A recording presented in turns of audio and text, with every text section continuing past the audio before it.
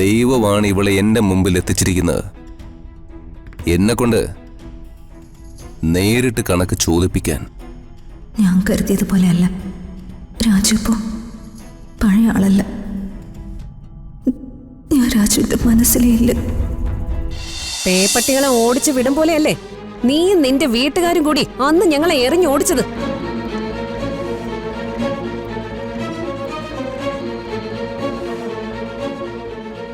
മറക്കില്ലടി.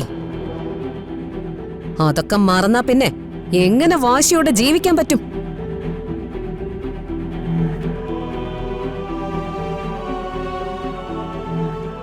അപ്പൊ അത് ശരി, ഇവരായിരുന്നു രാജുവിന്റെ വൈഫ്.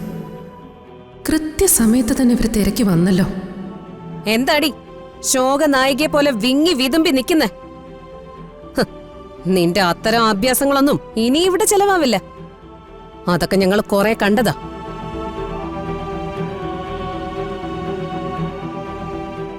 കാശില്ലാത്തതിന്റെ പേരിൽ ഒത്തിരി നാണം കെട്ടവരാ ഞങ്ങള്. ജീവിക്കാൻ മാത്രം കാശ് മതിയെന്നാ ഞങ്ങൾ കരുതിയത്. ദാരിദ്ര്യമുള്ളവരാണെന്ന് പറഞ്ഞു എന്തെല്ലാം നാണം കെടലുകളാ ഉണ്ടായത്. നീ പിന്നെ എന്തിനാടി എന്റെ മകന്റെ പിന്നാലെ വരുന്നേ? ചത്തോടെ നിനക്ക്.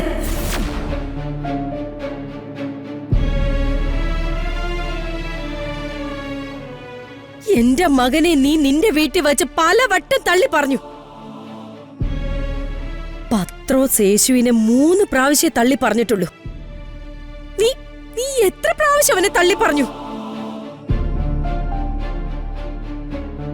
നീ ഒരു മനുഷ്യ സ്ത്രീയാണോടി?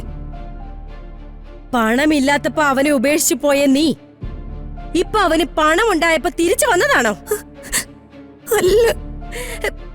പിന്നെ എന്തിനാടി എന്റെ മോനെ ഉപദ്രവിക്കാൻ ഇങ്ങോട്ട് കയറി വന്നത്? അമ്മേ, ഇവളുടെ വീട്ടിലെ പട്ടി വരെ പട്ടിണിയില.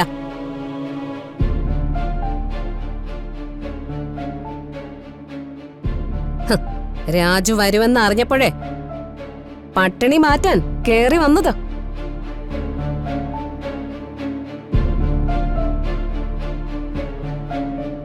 കൊറേ നാള് നീയും നിന്റെ വീട്ടുകാരും കൂടി പാവപ്പെട്ടവരാണെന്ന് കരുതി ഞങ്ങളെ അങ്ങിട്ട് പൊരിച്ചു.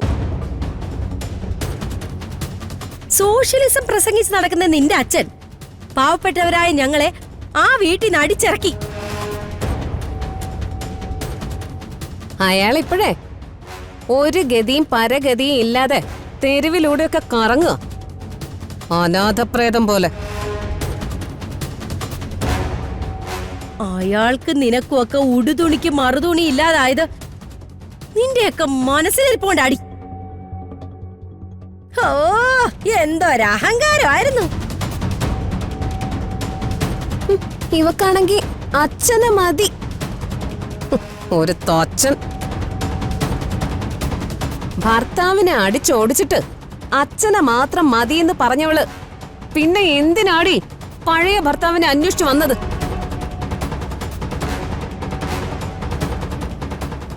ആ പശുവും ചത്തു, ആ മോരിലെ പുളിയും പോയി.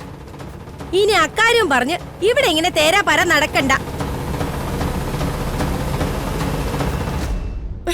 എടാ സ്വാമി. എന്താ മാഡം? എന്തിനാ ഇവിടെ വന്നേ? അല്ല, അങ്ങനെ ചോദിച്ച ഇവിടെ ജോലിക്ക് അപ്ലൈ ചെയ്തിരുന്നു. അങ്ങനെ എന്നിട്ട് ജോലി കൊടുത്തോ? കൊടുത്തു മാഡം. അത് ഒരു അബദ്ധം പറ്റിപ്പോയതാ. ഈ കുട്ടി തന്ന സർട്ടിഫിക്കറ്റ് CV-യും മറ്റൊരു പെൺകുട്ടിയുടേതായിരുന്നു. എക്സ്പീരിയൻസ് കണ്ടപ്പോൾ അബദ്ധം പറ്റി എടുത്തു പോയതാ.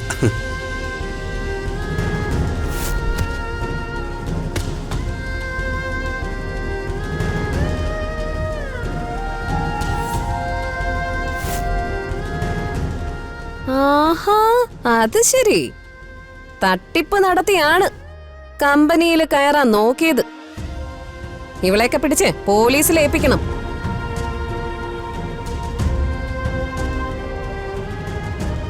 ആ അപ്പോയിന്റ്മെന്റ് ഓർഡർ തിരിച്ചു വാങ്ങിച്ചിട്ട് ഇവളെ പറഞ്ഞു വിടു സ്വാമി.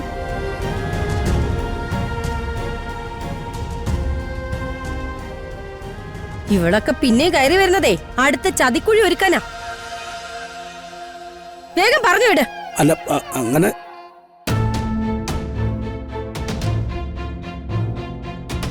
പറഞ്ഞു വിടാൻ.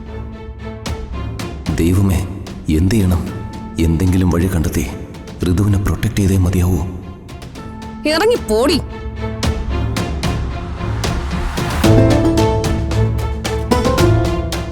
അങ്ങനെ ഇറക്കി വിടാൻ വരട്ടെ.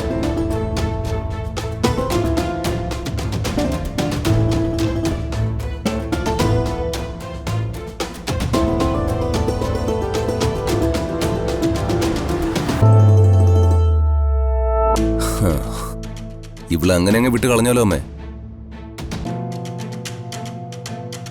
ഇവളെ എനിക്കിവിടെ വേണം. ഇവളിവിടെ ജോലി ചെയ്യണം.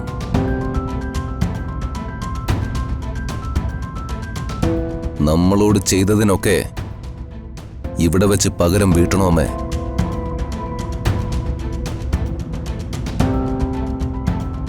ഇവളെ അനുഭവിക്കണം. ഞാനിപ്പോ ആരാണെന്ന് ഇവളെ പഠിപ്പിക്കണം. ഇതൊരു ഫാഷൻ ഡിസൈനിങ് കമ്പനിയാ. ഇവിടെ വർക്ക് ചെയ്യാനുള്ള എക്സ്പീരിയൻസ് ഒന്നും ഇവൾക്കില്ല. ഇവള് വല്ല സ്റ്റിച്ചിങ് കമ്പനിയിലും ജോലി ചെയ്ത് കാണും. ആ എക്സ്പീരിയൻസും കൊണ്ടായിരിക്കും ഇങ്ങോട്ട് വന്നത്.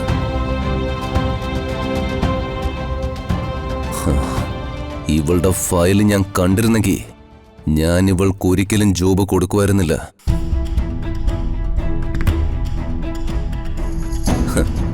അപ്പോ ഇത് വിധിയാ. ദൈവമാണ് ഇവളെ എന്റെ മുമ്പിൽ എത്തിച്ചിരിക്കുന്നത്. എന്നെ കൊണ്ട് നേരിട്ട് കണക്ക് ചോദിപ്പിക്കാൻ. ഞാൻ കരുതിയതുപോലെയല്ല രാജു. ഇപ്പോ പഴയ ആളല്ല. ഞാൻ രാജുവിന്റെ മനസ്സിലേ ഇല്ല.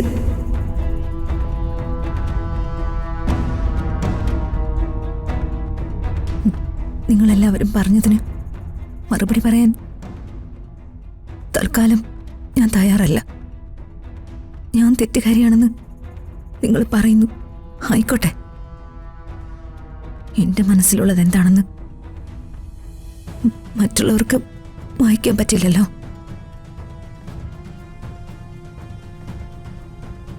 ഇതാരുടെ കമ്പനിയാണെന്ന് അറിയാതെയാ ഞാനവിടെ ഇന്റർവ്യൂവിന് വന്നത്. ക്ഷമിക്കണം, അതെനിക്ക് പറ്റിയ തെറ്റാ.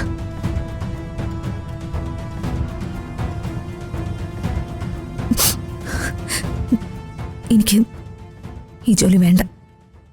ഞാൻ പോവാ.